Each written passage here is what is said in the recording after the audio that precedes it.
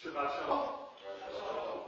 As we are here at Shabbat Chodesh, Shabbat is the prelude to the month of Nisan, we are reminded, of course, that every month begins with a Rosh Chodesh. This one is just announced a little bit louder in order to make sure that we are tuned in to the imminent arrival of Pesach. But exactly how do we measure months in Judaism?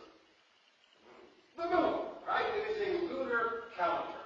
You can look up at the moon when Florida skies permit, and you can see exactly from the face of the moon where we are in the cycle. If you are able to see the moon tonight, I can't guarantee that ever in Florida, you'll see that it is a tiny, tiny sliver about to go away.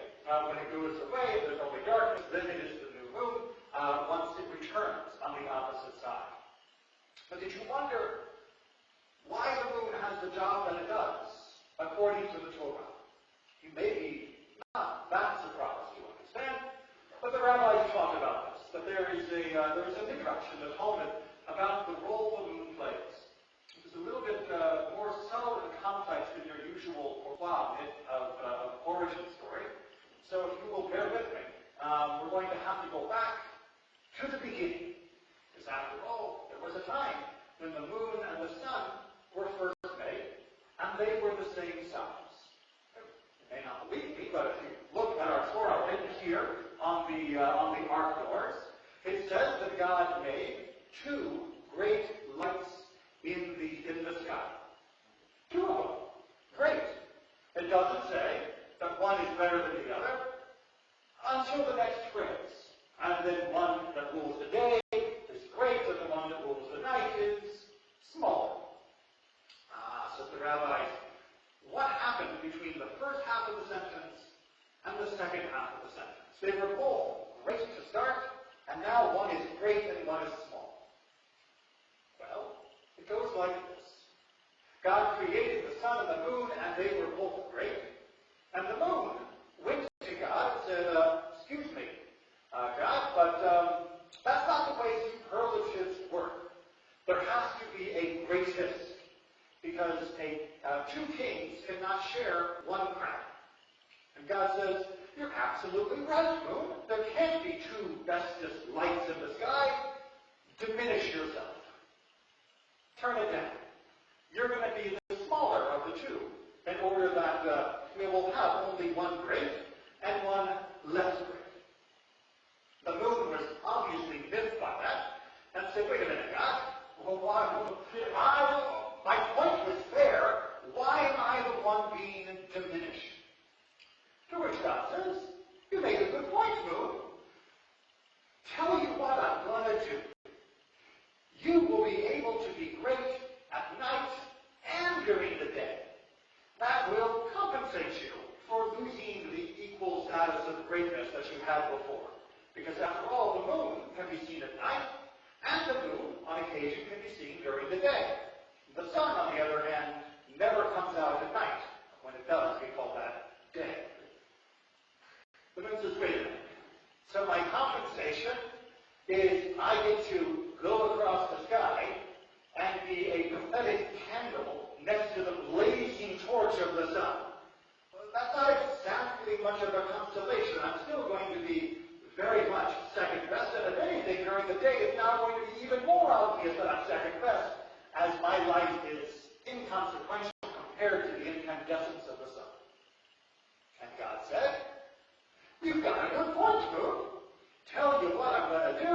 As further compensation, you will be the way that we establish the months.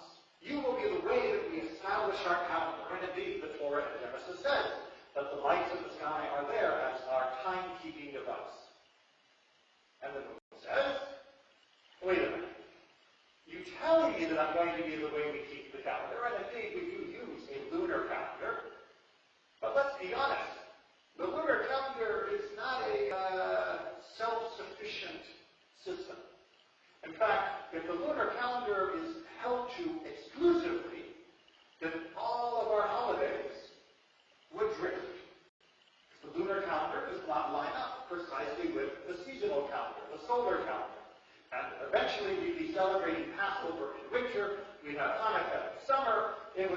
given permission. So instead, the moon pointed out, quite astutely, that it is up to the sun to mark the solstices, at which point the Jewish people will add leap months when it is necessary to keep the calendar in line. So sure, it may be doing the grunt work of the calendar, but the sun is still ruling supreme. It is ultimately the final authority. Good point, says God. Another compensation. You are now the kitana, you are now the small one, the diminished one. Righteous people will be known by that title as well. And indeed, we know from Jacob, as well as from David, as well as many others, it was the katan, or the kitana, it was the smaller or younger of many families, that became the great one, the righteous one of those families. The moon wasn't exactly satisfied and went away. End of the story? No. Because God, upon reflection, realizes that in some ways he has treated the moon unfairly. Now, when I first heard the story, it was only the first paragraph.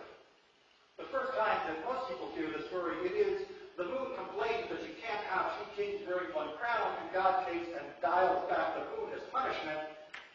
Story done. Don't be so greedy. But in fact, the story, as you can see, continues greatly with God trying to appease, to make up for the mistake of how he treated the moon, who asked a perfectly legitimate question, and who seems to have been punished for asking that question. And so God decides to make it up to the moon in a permanent fashion. God atones to the moon by saying, you Jewish people, when you celebrate Rosh Chodesh, when you have this day of the new month, which begins with the new moon, you will offer a sacrifice, and it will be kavarah, it will be atonement, coming from the same word that you probably recognize of Yom Kippur. It will be atonement from me, says God, to the moon. Each and every month, a sacrifice will be made, and that should be considered my apology to the moon for how I responded to its question. And so it is. Now, is this a story just telling us how the moon got its spots? No. Is this a story just telling us of why the moon is smaller than the sun? No. The rabbis didn't need stories for that. All you had to do was say, the moon is smaller than the sun because, and people would have been perfectly fine. What instead is this teaching us, especially in the extended version, rather than the abridged version, which seems to only be saying, don't be greedy. The extended version is entirely the opposite. It is telling us, do not be quick to punish those who ask important questions, even if the questions they ask are uncomfortable. Indeed, the moon was right, but God could not make two best lights, two greatest lights. There doesn't need to be one more than the other. It's just a function of grammar and logic. But the moon seems to have been punished for asking that question, and the rabbis are telling us, and telling themselves as the leaders of the community and the keepers of the tradition, that when someone comes and asks a perfectly legitimate question, even if you don't like it, or even if it is exposing some flaw within your own thinking and logic, do not punish them for it. Do not respond harshly to them for it. By having the audacity to put this problem into the mouth of God, the rabbis are humbling the rest of us to make us more willing and accepting of criticism and insights that come from other people. They're reminding us that none are perfect and none are above being asked a question.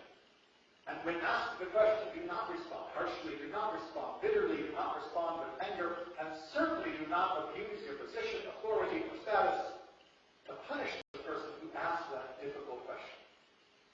Instead, say, you've got a good point. Instead, find a way to make it work. God has been atoning to the moon for a few thousand years. We should make sure first that we never are put in a position where we must atone in a similar way. That when someone comes with criticism or question, we treat it as a gift, for it provides us an opportunity to reflect and understand more deeply based upon their investigation. But if our human nature gets the better of us, and we take their question as being a criticism and we respond harshly or bitterly, then it is up to us to make amends. The questions are always welcome. And as you will see in just a few weeks when we celebrate the holiday of Pesach, questions are indeed required. Shabbat Shalom.